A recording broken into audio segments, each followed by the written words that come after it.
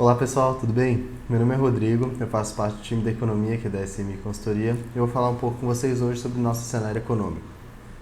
A gente está começando agora o mês de fevereiro, hoje é o primeiro dia útil, né? E esse mês então promete a apresentação da nova agenda de reformas aí, tanto a reforma tributária quanto a reforma administrativa, pelo Poder Executivo. E a gente vê aí de um janeiro bem turbulento com o índice de Wuhan, que eu vou até comentar um pouco mais para frente aí, uns novos desenrolares sobre esse vírus. Mas também a gente terminou a semana passada aí com os indicadores mostrando uma certa retomada aí da nossa atividade econômica. Então, sobre o vírus de Wuhan, que eu comentei ali, ele continua a preocupar os mercados durante a semana passada. A Organização Mundial da Saúde fez outra reunião. Dessa vez eles decidiram por declarar o vírus uma emergência global, o que de certo modo acabou acalmando um pouco os mercados, porque se viu que existe essa seriedade de conter esse vírus e de ajudar a erradicar a doença. Ele já causou diversas mortes e está aumentando aí cada vez mais o número de infectados. A grande preocupação em relação a esse vírus, no momento ainda, continua sendo a economia chinesa. O medo é que o vírus acabe impactando demais os setores de produção industrial e até de serviços, e que isso acabe prejudicando ainda mais a economia chinesa, que já vem num cenário aí de desaceleração. O PMI industrial, por exemplo, de janeiro, caiu de 50,2 pontos no mês de dezembro para 50 pontos. E 50 pontos é aí o limiar entre a expansão e a contração da atividade. Então, já se vem aí uma demonstração de uma redução no ritmo de crescimento da atividade, e com esse vírus, então, a expectativa, né, o receio é que essa diminuição seja ainda maior. Em relação aos Estados Unidos, na semana passada eles tiveram a reunião do Comitê de Mercado Aberto, né, o FONC, que decide sobre a taxa de juros. O comitê decidiu por manter as taxas. Ele viu que eles decidiram aí que essas taxas já estão apoiando um bom ritmo de crescimento aí para o país, e ainda não, eles afirmaram que apesar dessa provável efeito sobre a economia chinesa do vírus de Wuhan, eles não podem falar muito sobre como é que vai acontecer na economia dos Estados Unidos. Então, eles ainda não podem pensar em política monetária sobre algo que eles realmente não sabem qual vai ser o efeito. Os dados do PIB do país saíram também na semana passada, ele cresceu 2,3% em 2019. O resultado era em linha com o que era esperado do mercado, mas ele é o pior resultado em 3 anos. E ficou abaixo também da meta definida por Donald Trump de crescimento do PIB. O principal motivo dessa baixa aí foi uma diminuição da expansão de gasto com consumo. Com certeza a guerra comercial com a China acabou atrapalhando também. Então agora é de se observar para ver se realmente a tendência de crescimento do país está diminuindo, ou se isso foi só um resultado pontual, e que ainda assim um crescimento de 2,3% é um crescimento bastante expressivo, é um crescimento positivo, sim. Em relação ao nosso cenário nacional, o grande destaque vai para a agenda de reformas. Ela está, então, todos os poderes já estão falando sobre ela ser aprovada, principalmente a reforma tributária, né, para ser aprovada já antes de junho, porque, lembrando, esse ano é ano de eleições, e ano de eleições não pode ter nenhum tipo de votação, nenhum tipo de mudança na Constituição no segundo semestre. Então eles querem ver se resolvem essa reforma tributária ainda no primeiro trimestre, para que ela possa valer a partir de 2021.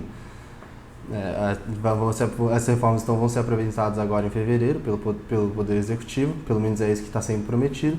Então a gente vai ter que acompanhar aí conforme for desenrolar, conforme eles forem fazendo as votações e forem fazendo as decisões em relação às reformas. Em relação aos indicadores, como eu falei ali no início do vídeo, o nosso resultado primário do setor público consolidado, aí, que engloba União, Estados e municípios, foi muito bom, fechou o ano aí com o menor déficit desde 2014, quando em 2014 lá o déficit foi de 32,53 bilhões, a gente teve aqui um déficit primário de 61,8 bilhões em 2019. Isso como vocês podem observar aí no gráfico, é uma tendência de diminuição do nosso déficit, o que é bastante positivo, A gente agora também, na sexta-feira passada, saíram os resultados da dívida pública do Brasil. A gente teve a primeira redução em 6 anos, em questão de, olhando com o percentual do PIB. Então, quer dizer que esse menor déficit já está se espelhando aí no nosso resultado em relação à dívida.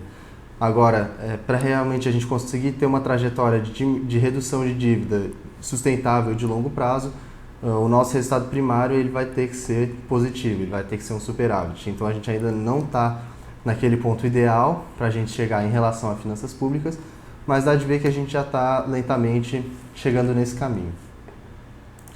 Em relação à taxa de desemprego, que também saiu na semana passada, ela apresentou aí uma queda no mês de dezembro, passando para 11%. O resultado já era em linha com o que era esperado pelo mercado, então acabou não afetando muito em relação a ações, em relação ao mercado financeiro. Mas é um resultado bastante positivo porque ele indica, aí, principalmente quando você compara com dezembro de 2018, que em dezembro de 2018 a taxa de desemprego estava em 11,6%, então na comparação ano a ano a gente teve uma queda aí de 0,6 ponto percentual. Isso aí é um indicador bem forte, bem positivo da nossa retomada econômica.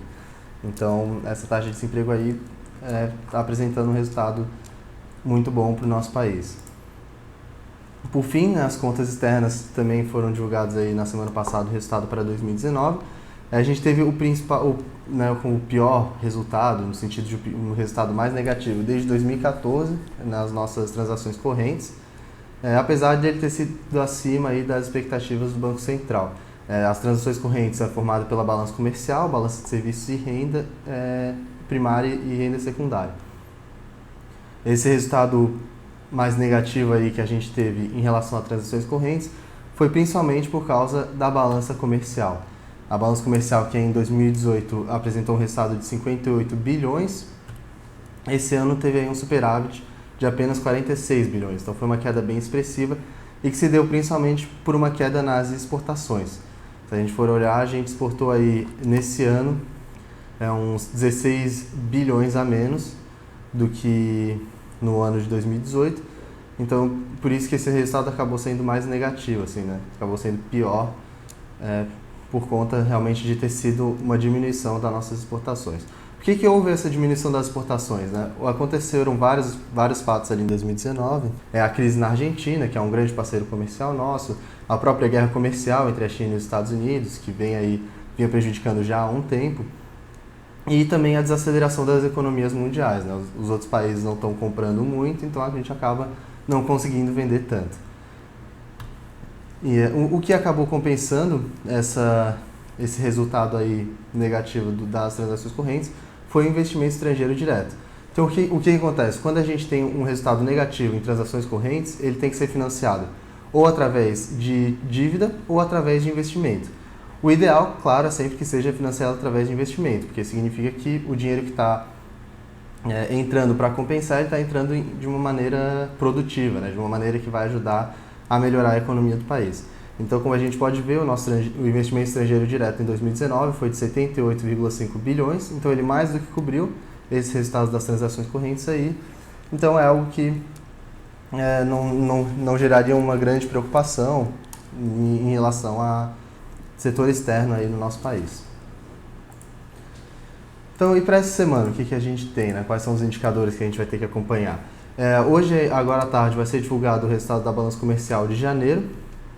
Amanhã a gente vai ter os dados da produção industrial de dezembro, então a gente vai ter uma noção boa aí uma noção melhor, né, de como é que a economia está andando. Na quarta-feira a gente vai ter a reunião do Copom, que vai decidir sobre a taxa Selic. E na sexta-feira a gente vai ter a divulgação do IPCA e do NPC de janeiro. Já no calendário internacional, hoje, agora no meio-dia, vai ser divulgado o Índice de Atividade Industrial dos Estados Unidos. Amanhã a gente vai ter a divulgação do PMI composto da China. Na quarta-feira vai ser o PMI composto da zona do euro e o Índice de Atividade de Serviços e os dados da balança comercial dos Estados Unidos, que vão ser divulgados. E por fim, na sexta-feira a gente vai ter a divulgação da taxa de desemprego dos Estados Unidos. Então é isso, pessoal. Esses foram os acontecimentos aí principais da semana, os principais dados. Com toda essa turbulência, aí, principalmente relacionada ao vírus, a gente teve um resultado aí no mês de janeiro negativo para o Ibovespa, ele teve uma queda aí de 1,63%, já o IMAB acabou fechando o mês com uma alta de 0,26%. Caso vocês tenham alguma dúvida, alguma sugestão, por favor, entre em contato com a nossa equipe, nós estamos sempre à disposição. Eu desejo uma ótima semana a todos e até a próxima.